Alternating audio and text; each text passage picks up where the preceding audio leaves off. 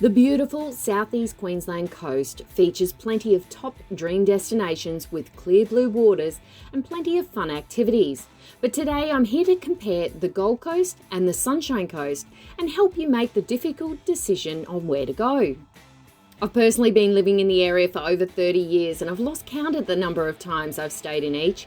While the Gold Coast may excite with its bustling city life, shopping and nightlife, alternatively, the Sunshine Coast will be fresh air for those seeking a quieter, more laid-back experience.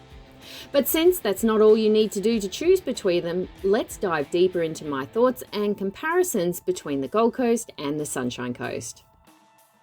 When it comes to choosing between the Gold Coast and the Sunshine Coast, there's one noticeably different that stands out to me: a high-rise city beach life versus the resort laid-back beach life.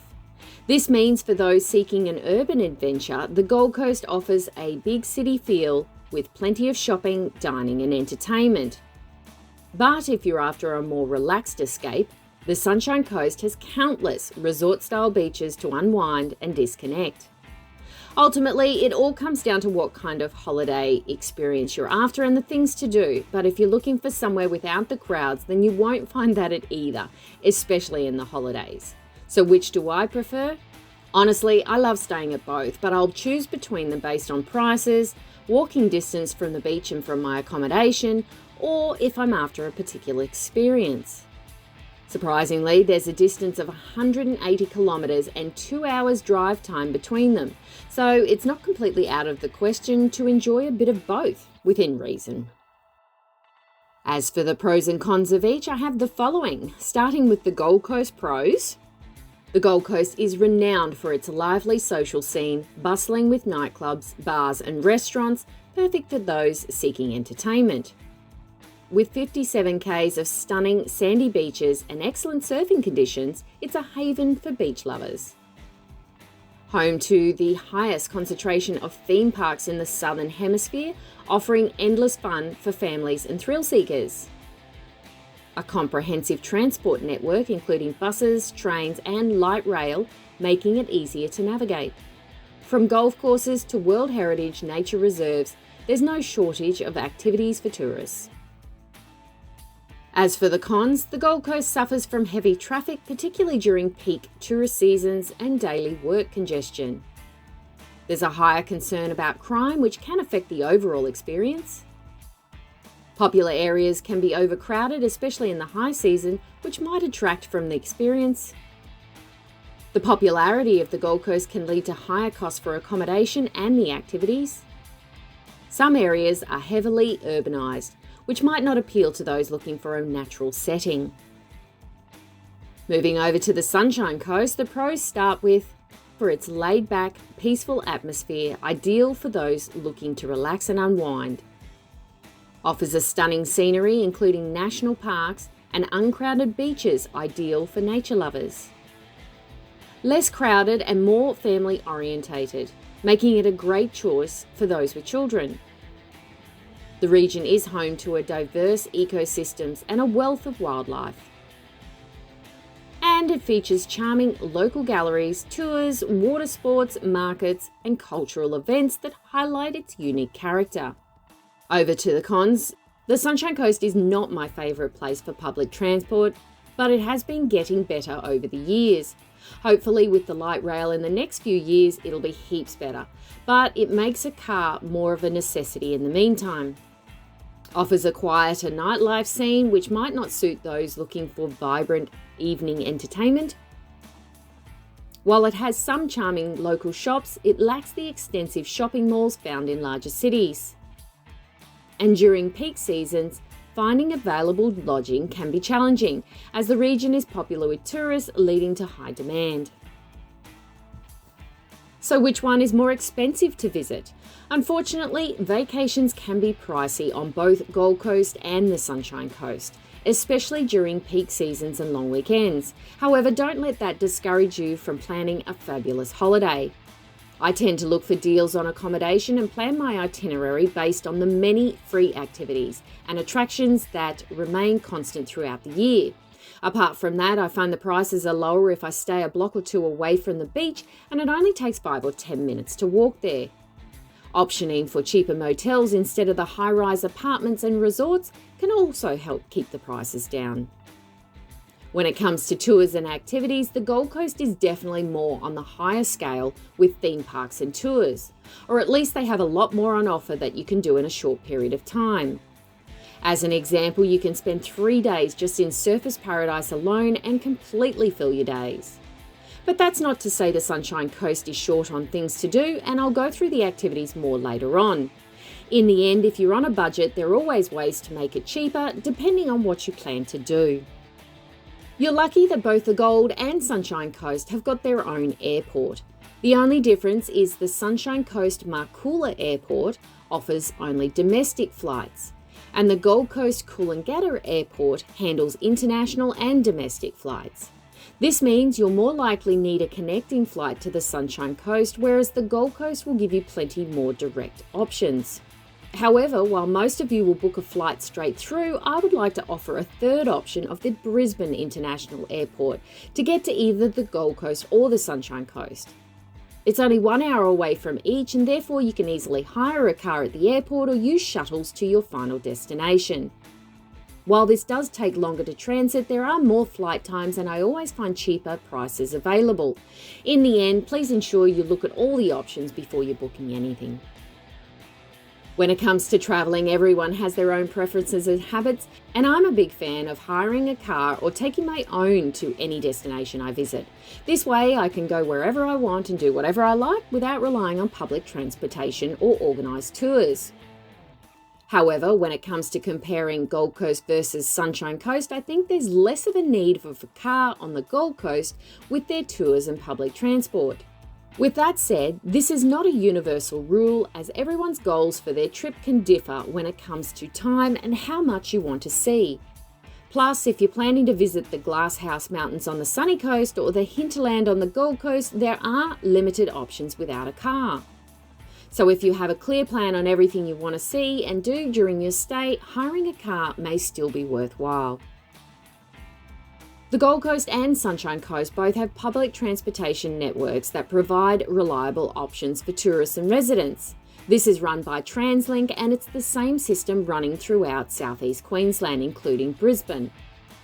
Unfortunately, the heavy rail system ends its lines inland from both coastal areas. The Sunshine Coast has bus transport the rest of the way. Meanwhile, the Gold Coast has bus and tram options. However, with the introduction of the light rail or tram on the Goldie, I find this is more frequent and a lot more convenient and comfortable to get to the main attractions.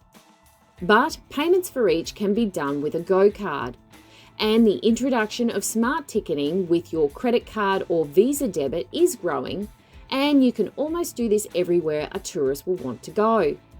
I'll link my public transport videos in the description below for more detail. Australia's Gold Coast and Sunshine Coast are home to some of the most amazing beaches in the world. From the white sand beaches of Noosa Heads, Mooloolaba and Caloundra on the Sunshine Coast, to the iconic Surfers Paradise, Burleigh Heads and Tallabudra Creek on the Gold Coast. To be honest, I couldn't pick a best one between them, but I think it depends on what you want to do to where I would go. This means the opportunities are endless at both, whether you're looking for world-class surfing or just a quiet spot to enjoy the ambience. Crowds of visitors flock to these shores year-round to soak up the beauty of Australia's most iconic coastline, so you can't go wrong in either destination.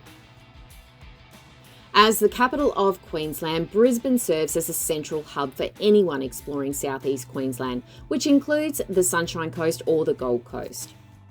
It's also not out of the question to day trip up or down to either.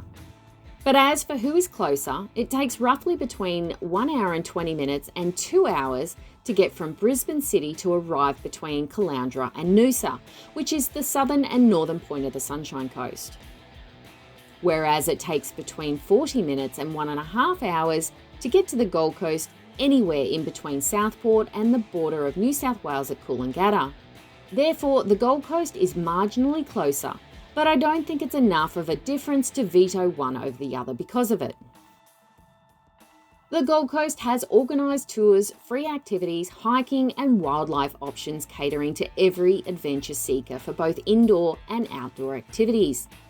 Just to name a few of them here, we have the Currumbin lorikeets feeding, Burleigh Beach, hiking to the Natural Bridge waterfall or finding the glowworms in the caves, Surfers Paradise Beach, Tallabudra Creek swimming, Currumbin Wildlife Sanctuary, Ripley's Believe It or Not, hiking through Lamington National Park for waterfalls or wildlife, getting your adrenaline pumping with action-packed water activities like jet boat rides, jet skiing tours through the canals or going to South Stradbroke Island, aqueduct tours on both land and sea, river cruises, especially at sunset.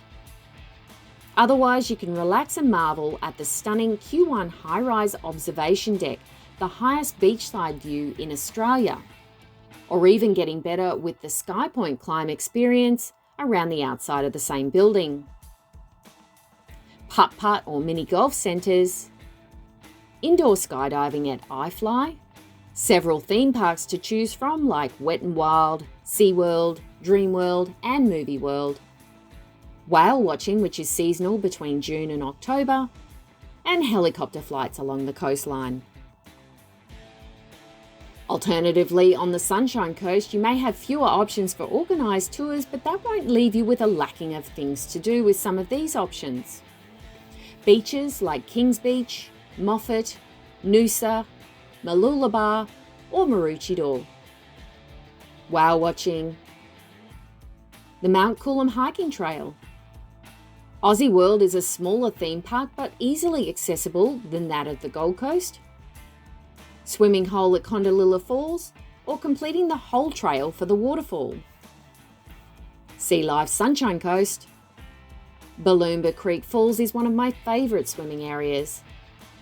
Mullaney Botanic Gardens and Bird World will get you up close with birds from around the world. The Big Cart Track is a lot of fun. Find the Noosa Fairy Pools for some free swimming. The Ginger Factory for a meal of ginger-infused products or completing one of the farm tours. Climbing to the summit of Mount Nung Nung. Gardner Falls is another free swimming area. Surf lessons and board hire. Scuba diving. Budrum Falls. And the Noosa River Eco Cruise through the Everglades. As a local to these coastal regions, I can attest to I've never experienced any safety issues at either of these destinations. However, I understand that safety concerns inevitably rise when it comes to wandering around at night, especially on the Gold Coast. Having said that, it's really a matter of common sense in taking precautions. Don't travel alone at night and opt for well-lit streets when possible. Of course, it doesn't hurt to have a friend or two with you. While they share some similarities, there is a significant difference in the size of their populations, with the Gold Coast coming out on top with 700,000 residents compared to the Sunshine Coast 300,000. With that said, at 1,600 square kilometres, the Sunshine Coast is nearly 4 times larger than the Gold Coast, which covers an area of 400 square kilometres. I guess that's what draws people to the Sunshine Coast with less people and more room to move. Navigating traffic can be a hassle for any road trip enthusiast. So to better plan your day, you need to avoid driving around the busier times. And unfortunately, this includes in both locations. Therefore, you should avoid driving on weekdays during peak hours, between 7 a.m. and 9 a.m. and 4 p.m. and 6 p.m. The same goes for weekends with early Saturday mornings and late Sunday afternoons. Additionally, remember school holidays time and long weekends always have heavier traffic.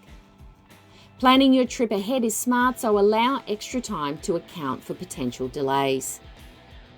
The Gold Coast and the Sunshine Coast are popular destinations, and the one thing that may surprise you is that there is very little difference in the weather patterns between these two locations.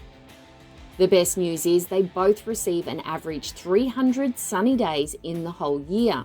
But as the Sunshine Coast is the most northern area, their temperatures can be a degree or two higher.